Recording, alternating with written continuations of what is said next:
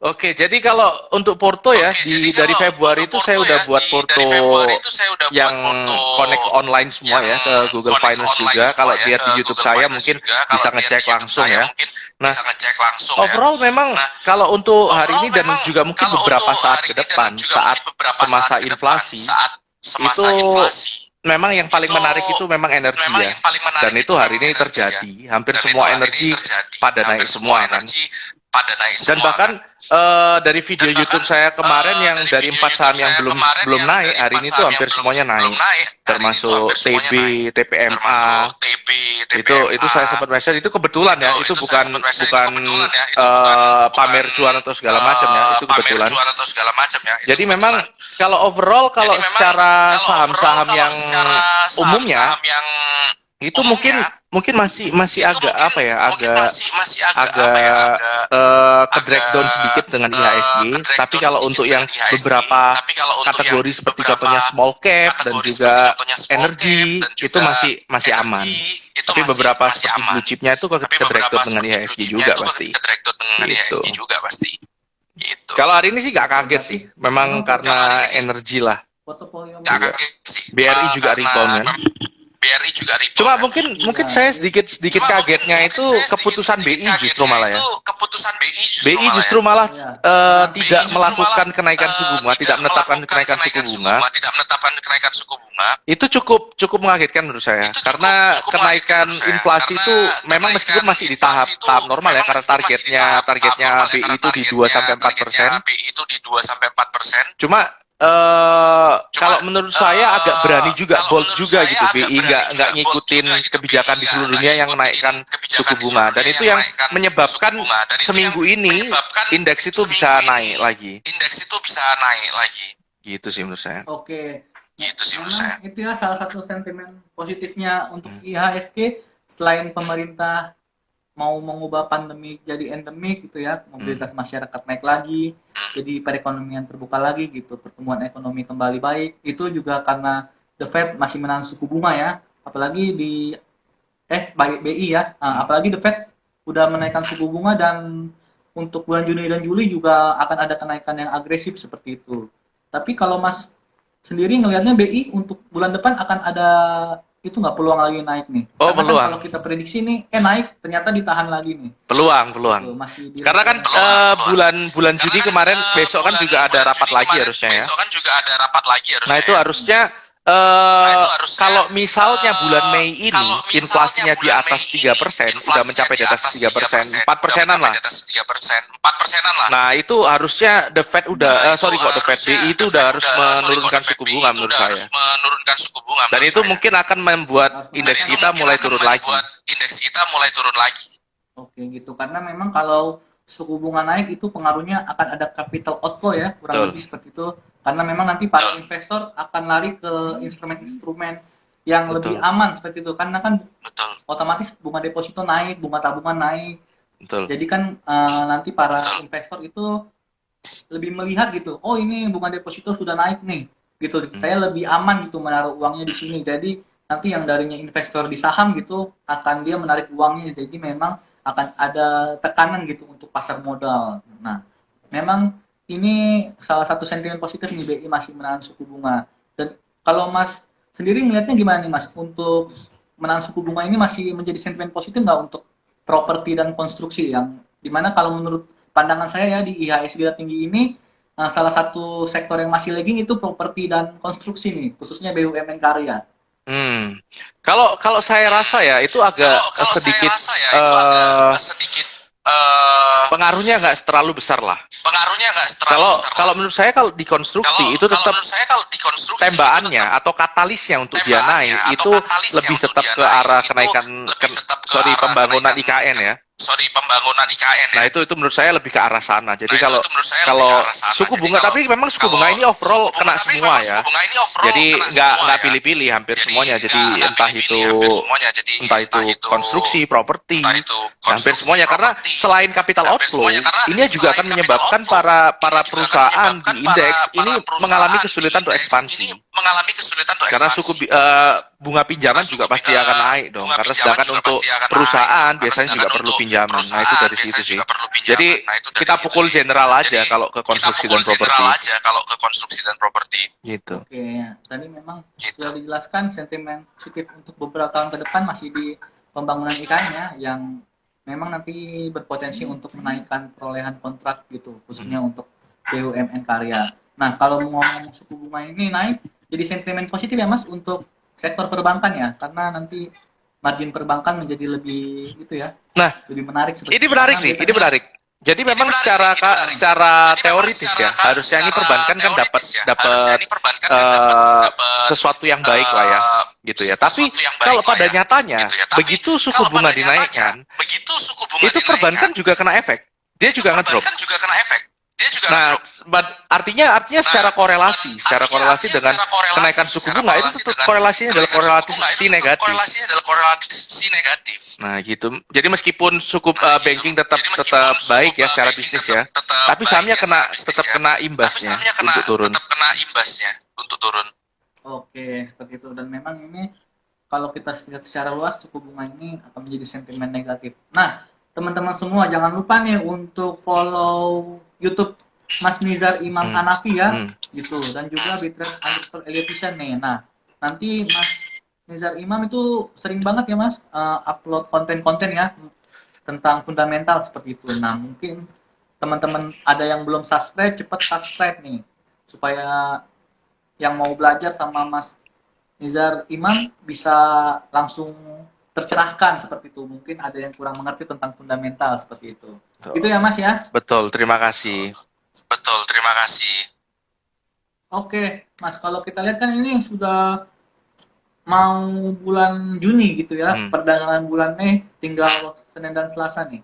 Nah, kalau nanti kita masuk semester 2 ini gimana nih Mas ngelihat indeks sendiri? Kan apalagi sell in May and go away mau selesai nih bentar lagi nih. Gitu. Nah, kalau menurut saya sih ya, malah justru saya kepikiran mungkin akan terjadi double top ya. Jadi indeksnya mungkin sempat kembali ke 7.200, tapi mungkin akan lanjut turun lagi. Jadi intinya apa? Intinya saya merasa koreksi dari indeks atau crash atau apapun itu bahasanya, itu menurut saya masih akan terus berlangsung sampai supply crunch itu selesai.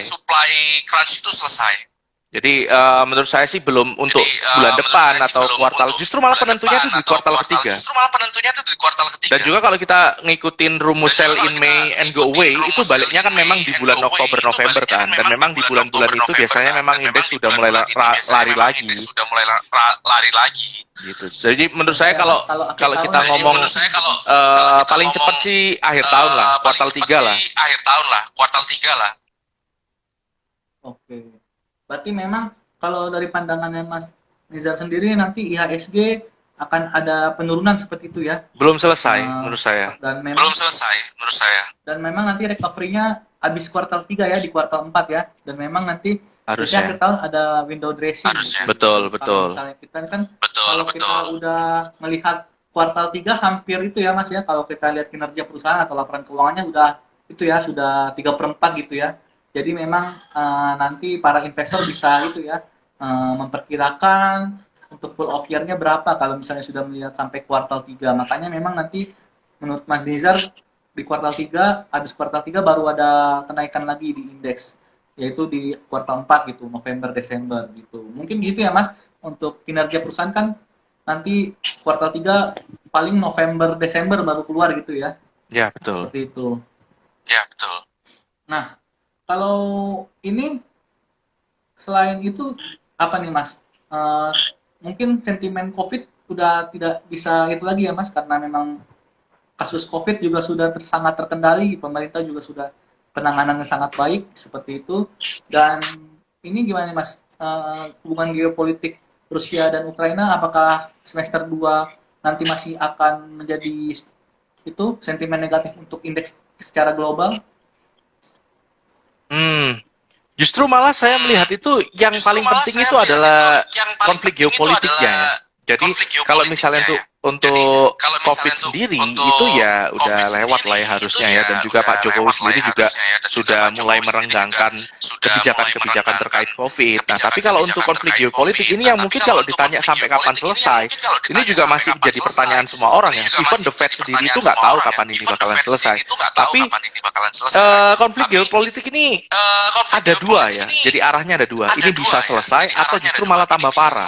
Tambah parah ini dengan artinya ada penambahan konflik geopolitik lagi seperti Cina dan Taiwan. Seperti itu akan ngefek ke justru malah semikonduktor ya. Dan itu bisa membuat supply crunch lebih parah lagi nanti jadinya. Nah, jadi total sih kalau menurut saya yang terpenting justru malah di konflik geopolitiknya yang akan mempengaruhi seluruh perekonomian global ini. Nah, jadi inflasi kita ini kan penyebabnya adalah cost push inflation ya. Jadi karena supply crunch terus akhirnya harga-harga barang-barang pada naik, terutama bahan bakunya dan juga nanti Brent. Nah, ini yang sebenarnya yang paling efek itu karena konflik geopolitik. Nah, mungkin ketika nanti konflik geopolitik mereda, terus juga trading antar ekspor impor sudah mulai lancar lagi, baru di situ kemungkinan akan mulai kembali normal lagi untuk perekonomian dunia. Nah, saya rasa sih seperti itu. Jadi memang beruntung sih Indonesia ini beruntung menurut saya tidak terlalu ngikutin pergerakan dunia banget ya. Tapi sebenarnya cepat atau lambat saya rasa akan ngikutin ya. Indeks Nasdaq aja udah turunnya udah lumayan banget itu. Mungkin itu sih Mas. Iya, indeks Nasdaq ya yang isinya saham-saham teknologi ya. Karena memang itu ya terkena imbas The Fed menaikkan suku bunga ya, karena emiten teknologi utangnya tinggi gitu ya Mas. Jadi kalau misalnya The Fed suku bunga, beban bunganya juga naik seperti itu kurang lebihnya. Oke, hampir semua sih Mas. Jadi yang dikhawatirkan itu justru malah resesinya. Resesi Amerikanya justru. Itu yang membuat hampir semua indeks ngedrop. IHSG itu termasuk yang berbeda lah. Memang IHSG agak itu ya Mas, agak tahan banting seperti itu ya akhir-akhir ini ya. Kalau kita melihat pergerakan IHSG. Oke, kalau misalnya Mas sendiri melihat saham-saham teknologi di Indonesia tuh yang khususnya memiliki market cap besar, Goto Buka itu masih berprospek nggak di tahun 2022 ini? Oh, kalau secara prospek sih, kalau menurut saya pribadi ya, untuk saham-saham teknologi itu kayaknya udah lewat ya. Jadi sekarang lebih ke penekanannya ke energi. Jadi kalau ke teknologi itu memang di sana itu banyak yang menarik ya sebenarnya. Secara bisnis ataupun segala macamnya ya, fundamental atau lainnya. Tapi kalau kita ngomong price action, kalau kita ngomong harga, apakah sudah murah atau belum? Nah itu menurut saya lebih baik ditahan dulu. Jadi lebih baik kalau misalnya nanti ada koreksi yang cukup dalam atau ada diskon, baru kita pikirkan untuk masuk. Seperti itu sih kalau menurut saya untuk teknologi ya. Nunggu diskon besar lah. Oke, berarti memang kenaikan yang terjadi akhir-akhir ini hanya technical rebound bisa dibilang seperti itu ya Mas. Kalau misalnya kan tadi udah ngomong energi nih, energi batu bara sempat menyentuh 420 US dollar per metric ton ya. Betul. Seperti itu. Nah, kalau melihat sendiri gimana nih Mas, harga batu bara apakah ini udah di ujung kenaikan atau di akhir kenaikan, apa memang masih akan ada potensi naik lagi nih? Karena kan memang dari 70-an ya, 70 US dollar pas pandemi itu batu bara jatuh. Sampai sekarang sudah 400 nih. Sempat menyentuh gitu. Ini gimana nih Mas? Batu bara sendiri kan sekarang jadi saham primadona nih dan menggerak indeks. Masih bisa kan naik? Apa memang sudah rawan aksi profit taking? Profit taking ada ya karena memang sudah tinggi. Cuma saya rasa kita harus kembali ke asalnya ya, penyebab dari semua ini terjadi itu kan supply crunch ya. Jadi kalau selama supply crunch masih ada, masih karena batu baranya sendiri di pasar global itu terhambat suplainya karena perang Rusia dan Ukraina, itu menurut saya harganya akan tetap naik ya. Mungkin salah satu penghambatnya juga mungkin nanti seberapa cepat The Fed naikkan suku bunga. Karena kalau kita lihat dari awal ceritanya awalnya itu kenaikan batu bara itu karena dua hal ya. Yang pertama, sebelum terjadinya konflik geopolitik ini, itu sebenarnya terjadi karena inflasi. Karena The Fed melakukan printing money, akhirnya uangnya mengalir ke komoditas, segala macam seperti itu, akhirnya naik harganya kan. Karena demand pull juga. Nah, sekarang mungkin lebih kuat cost push-nya ya, tapi harapannya dengan The Fed menaikkan suku bunga, itu juga akan mengurangi kenaikan harga-harga komoditas yang terlalu tinggi banget gitu kan. Sehingga itu bisa menyebabkan inflasi. Tapi tetap menurut saya selama supply crunch-nya masih ada, masih mungkin akan masih naik sih. Oke. Dan memang kan itu ya Mas, primadonanya selain batu bara nikel. Nah, kalau baru-baru ini kan itu Mas, pemerintah kembali membuka ekspor CPO nih. Apakah nanti emiten-emiten CPO dengan naiknya atau tingginya harga CPO bisa seperti emiten-emiten energi nih, batu bara dan nikel nih yang akan naik nih. Kalau kita lihat memang emiten-emiten CPO masih itu ya, masih seperti di sideways gitu ya, belum bisa naik lebih tinggi. Nah, adanya katalis positif ini membuka ekspor lagi gimana nih Mas? Apakah akan menjadi sentimen positif untuk emiten CPO?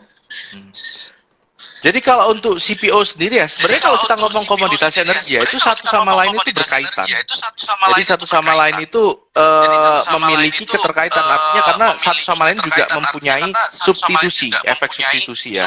Nah, tapi dengan CPO sendiri itu saya rasa ya, mungkin dengan ekspor, kaitannya dengan ekspor kita dibuka lagi, itu mungkin sedikit menghambat kenaikan harga CPO globalnya sendiri gitu.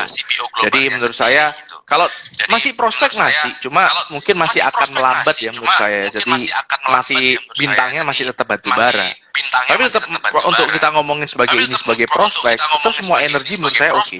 Jadi cuma dua yang prospek menurut saya di dalam era inflasi seperti ini ya. Kalau secara data, secara hasil penelitian segala macam, yang pertama itu adalah small cap, yang dua energi. Memang dua itu yang terbaik, baik itu trading komoditasnya langsung ataupun equity seperti saham yang berkaitan dengan energinya sendiri, itu menurut saya tetap works. Gitu sih. Oke.